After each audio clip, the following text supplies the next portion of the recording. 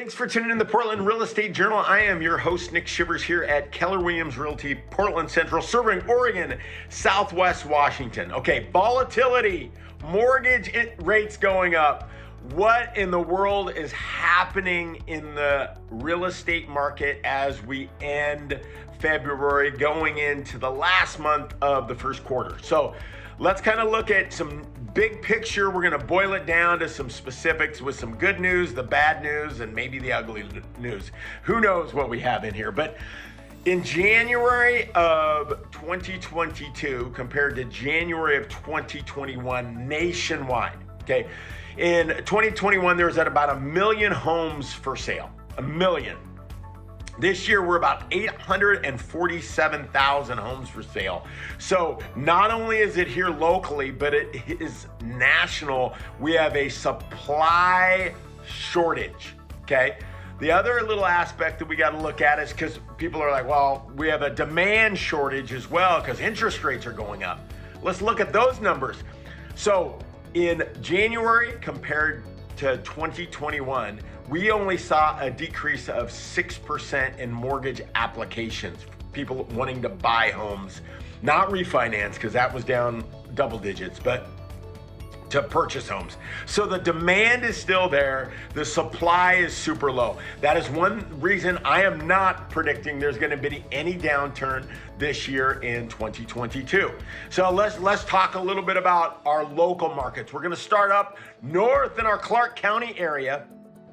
So in the month of January, we were down for listings. We were down about 18.6%. Now, look in the last, 3 to 4 weeks here in the Clark County area, our active listings are up 17.3%.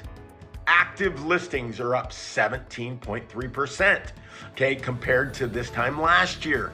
Pendings are up 14.4%, and solds are down 35.3%. Why is there the pending and the solds? Remember, solds are from early January moving to maybe even part of December.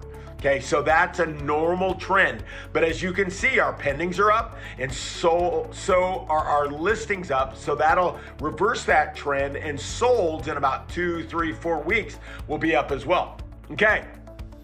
Let's go to our Portland market. So active listings in the last month.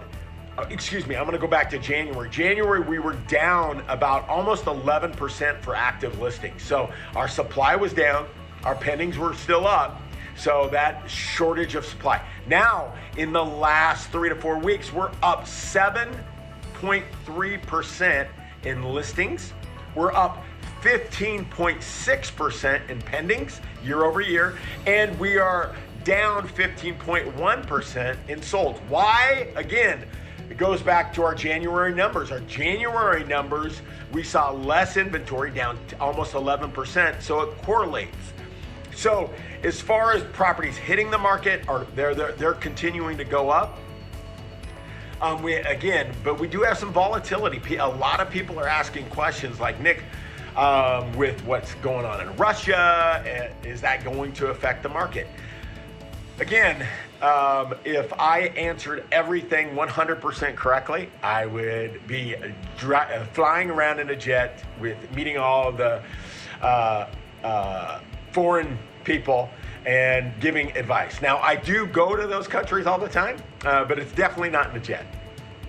What I see happening is we might see a little bit of, we're going to see some depreciation, appreciation slow down. Why? Because we just can't keep going the way we're going. We're starting to see a little bit of an affordability issue with interest rates going up. Because remember, we were down in the low 2s. Now we're hedging up to that almost 4%, depending on if it's an investment property. But the good thing that I need you to realize is our inflation numbers are 7.5, and in a lot of little aspects, it's probably much higher than that.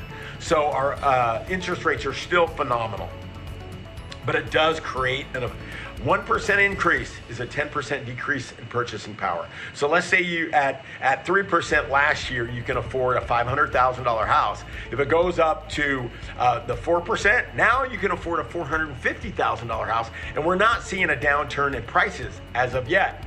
And I don't see that happening in 2022. But I do see a slowdown in appreciation. So let's call it a deceleration of appreciation. Hopefully this gave you some good insights on what the market's doing. If you have any questions, please don't hesitate to reach out to us. You can click the home evaluation button because I think some people would be shocked on what the home values are right now. Until next time, this is Nick Shivers. I'm out.